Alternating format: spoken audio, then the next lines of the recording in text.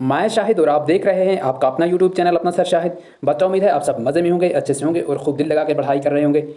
तो बच्चा इस चैनल पे आपको क्लास 5 से लेकर क्लास 10 तक के सभी सब्जेक्ट्स पढ़ाए जाएंगे। तो अगर आपने अभी तक हमारे चैनल को सब्सक्राइब नहीं किया है तो सब्सक्राइब जरूर कीजिएगा, ताकि आप क्लास 5 से लेकर क्लास 10 तक के सभी सब्जेक्ट्स हमारे इस चैनल से आसानी से पढ़ पाएँ।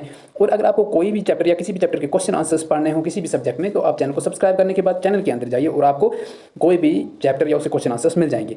तो चलिए बिना टाइम ज़ाया किए हुए करते हैं शुरुआत आज के अपने इस वीडियो की। और आज हम आपको क्लास 7 उर्दू का आखिरी सबक ओलंपिक खेल के सवालात कराने वाले हैं।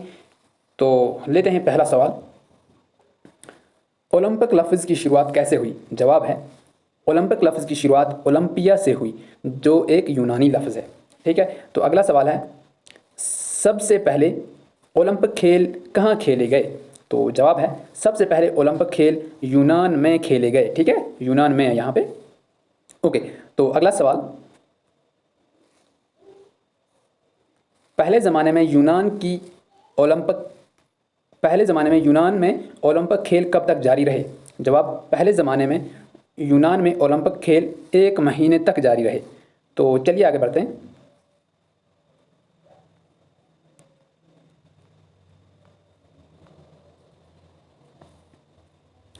सवाल, 1894 ईस्वी में किस फ्रांसीसी नौजवान ओलंपिक खेलों को फिर से शुरू करने की कोशिश की? तो जवाब है 1894 ईस्वी में फ्रांसीसी नौजवान कोबेतीन, ठीक है, ने ओलंपिक खेलों को फिर से शुरू कराने की कोशिश की। ठीक है, ओके, तो चलिए आगे बढ़ते हैं।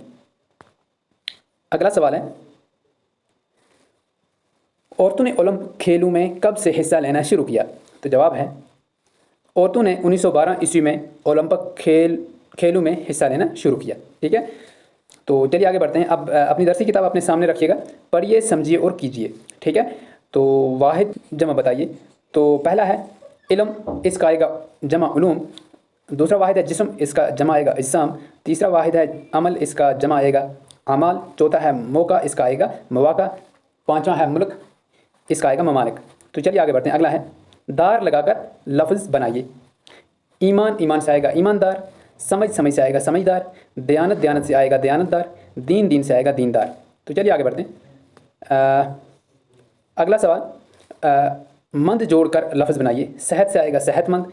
दौलत से आएगा दौलतमंद। फ़ायदा से आएगा फ़ायदामंद। अकल से आएगा अकलमंद। तो इस तरह से इस सबक के सवालात मुकम्मल हुआ चाहते हैं। तो उम्मीद करते हैं कि आपको अच्छे से समझ आए हुए होंगे। तो मिलते हैं अपने अगले वीडियो में, तब तक अपना ढेर सारा ख्याल रखें।